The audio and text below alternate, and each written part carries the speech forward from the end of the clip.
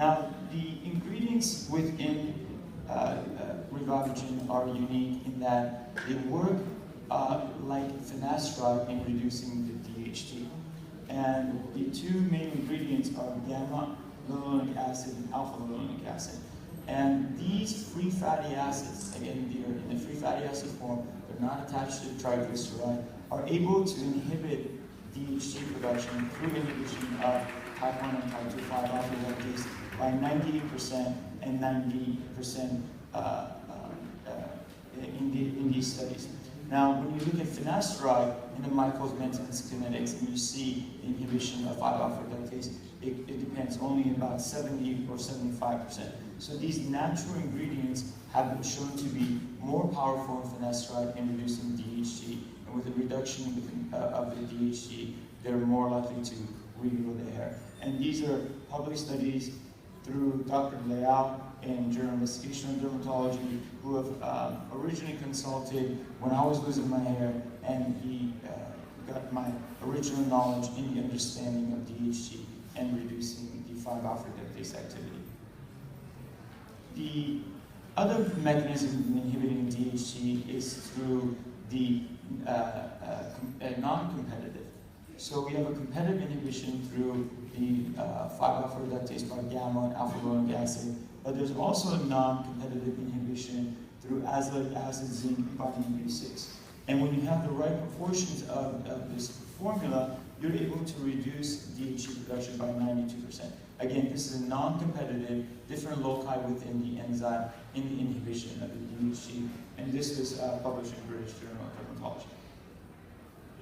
Now, it's great that you're able to reduce the DHT production maximally when you see those free fatty acids and vitamins and zinc were able to reduce that. But what if you have any circulating DHT or other DHT that's relevant? Well, you could take ethyl laurate or benzoacetylsterol, which are sterile molecules that are commonly found, and you concentrate it and you deliver it to the scalp, and you're inhibiting the attachment to the androgen receptor by 94% and 91% respectively. And this is proprietary data of USC School of Pharmacy, which I teach in, and later on we're going to have publications on this data. Now, how can we, while we're inhibiting the DHT, stimulate the hair into the growth phase? You know, we have laser technology, low-level laser technology that we could use. There are other mechanisms for microneedling that is able to use. PRP has been known to stimulate the hair into the growth phase of the anagen phase. But what the classic method is from use of minoxidil. Minoxidil or Rogaine does not work by inhibiting the plasma channel, but it works to stimulate the hair into the growth phase, and we're learning now that it's mediated through the prostaglandins, as previous speaker was talking about, and more particularly prostaglandin D. But if you take procyanidins, and these are derived from grapeseed extract, they stimulate the hair into the growth phase, and in particular prostaglandins B2, B3, and C1.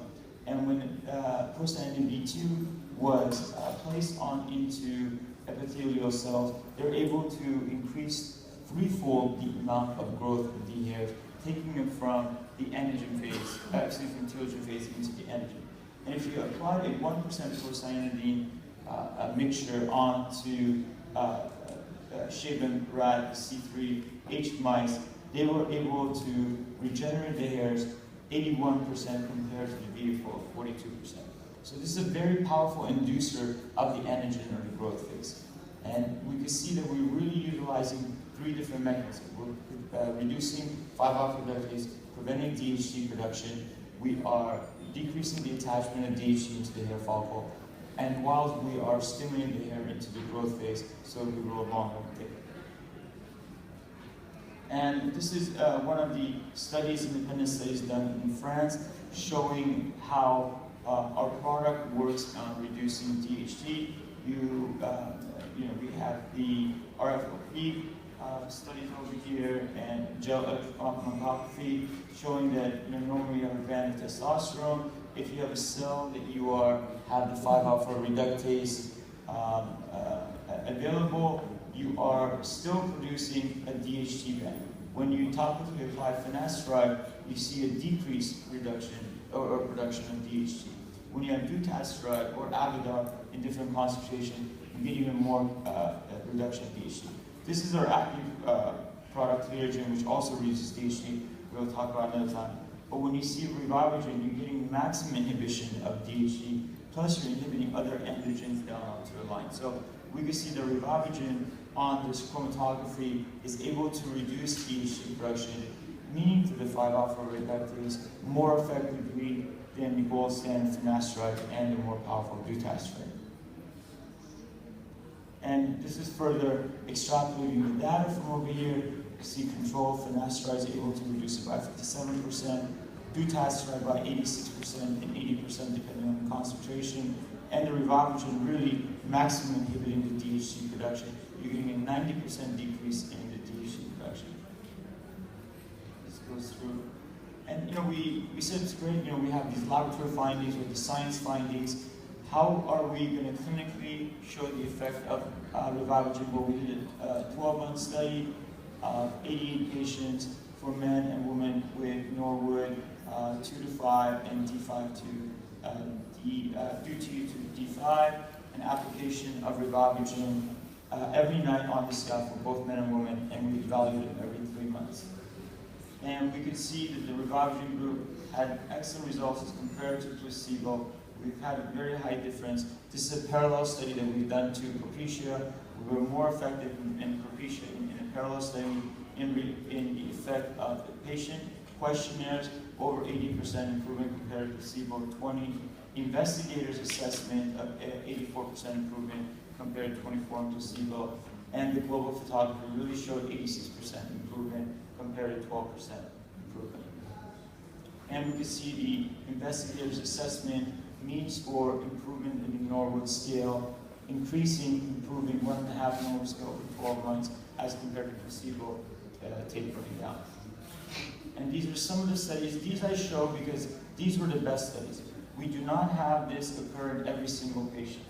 Majority of patients only have 1 Norwood scale improvement. Some of these patients are having beyond 1, they're having 2 Norwood scale improvement. Again, very difficult to grow these hairs in this area because if you look, there's not a lot of miniaturized hairs. But if you do have miniaturized hairs, you're able to make them longer and thicker, similar in this effect over here.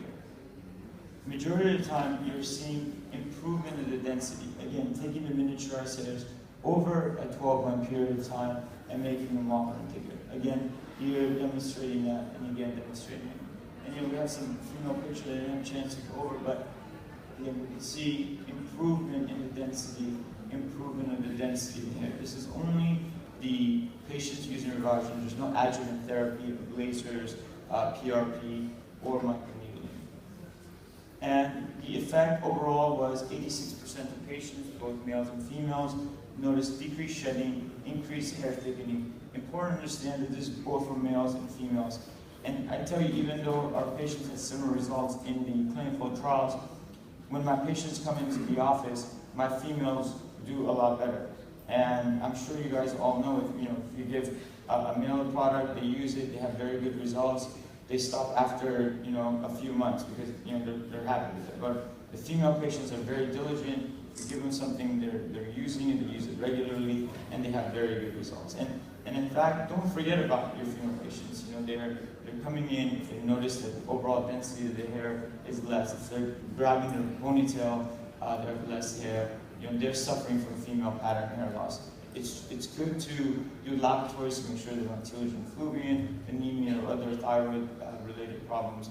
But majority of the time, just look for this on top of the scalp. See if there's any miniaturized hairs. And if you're seeing any miniaturized hairs, please don't neglect that and have them use the right therapy. And Rivarogen is an excellent therapy for these females because they have very good results. And again, we showed earlier as a shampoo conditioner, these majority of adjuvant that reduce inflammation in the scalp of the seborrheic dermatitis. Most important is a scalp therapy. It's applied at night before the patients go to sleep. And this is very important to understand. This does not regrow the hair overnight. Within 2 to 6 weeks, in fact, some patients notice increased shedding of the hair. This is very similar to minoxidil and Propecia. we think that this may be because some of the hairs are increased into the telogen hairs, and the telogen hairs fall out and they eventually get replaced by newer hairs, which are the anagen phase. The real process begins 60 to 90 days, and within 3 to 6 months, they begin to notice improvement within their hair. And the reason is that by the time they notice they have hair loss, they've probably been losing their hair 3 years, 5 years, even 7 years before they come to see you. They've lost from the 100,000 hairs that they are born with, 110,000 hairs, down to 70,000 hairs. So it's not going to regrow their hair overnight. It takes time for a product to improve the miniaturization process. And we generally ask physicians or patients to take pictures outside on a sunny day in the shade every 3 months so they can monitor their progress. The maximum improvement of the formula is 16 to 18 months, where we're able to take them back into maybe 1.5 normal scales, or take them back to what they have generally were 1, 3, maybe 5 years ago. And it's important to understand that Revivage is topical, it's natural, there's no side effects within the product. 1% of the patients do get a mild form of irritation. And we go over other products, and unfortunately I don't speak Spanish, and I know they were mentioned that Propecia has side effects. A lot of my male patients, in particular in the U.S. and in California, where I practice, Propecia is well known, but a lot of the patients don't want to use the Propecia because of the sexual side effects. If you look at their studies, they only had 1.4% on normal patients. Placebo has sexual side effects. 1.8% of the patients had sexual side effects on Propecia. But when you look at post-market studies and post-market evaluation, this may be much higher. 3 to 5% of patients have these sexual side effects, and even if they get off the Propecia, it may take them time to have improvement. And that's because Propecia has a very long half-life. It's a 30-day half-life within the body. Once you develop pharmacokinetics, pharmacodynamics in the product, equilibrium within there, it takes time for the product to go away. And it cannot be used by women. The side effect is if it's a woman childbearing age, they could have a child if it's a male with a deformed phallus or a male phallus, because the DHT is important in the process and development of the external genitalia for the males. When you look at the improvement of Propecia, we see only 59% improvement. That's over 12 months. As you remember from Revivagen, we had an 86% improvement. And the improvement within Propecia was mainly evaluated within the crown. Revivagen, we monitored both the crown and the frontal hairline, and Revivagen is able to work for both. Even though the frontal hairline and the crown and scalp are derived from different areas embryonically, they both respond to DHT. And Revivagen works for both, where Propecia mainly works for the crown and the scalp. And we talked about Rogaine. We talked about some of the efficacy, very small efficacy, and the reason may be that it is although very powerful, if we're not delivering a high concentration, or we're not able to deliver within the scalp with propylene glycol, which would be irritating within the scalp, you are not going to get the right results over here. Rogaine I generally do not use because in male female pattern loss, I only use it in alopecia areata or other forms of hair loss. And the reason is that when you use Rogaine, your hair follicles become addicted to the Rogaine molecule. So not only the hairs that you regrow, but all the hairs surrounding become addicted, and you could have massive amount of shedding on the patients afterwards. So generally, I do not want to get my patients hooked on Rogaine. I always want to approach for male female pattern hair loss, reduction of DHT, whether it's Propecia or dutasteride or use of Revivagen. And we went over there. There's other treatments, other things that are available to talk about.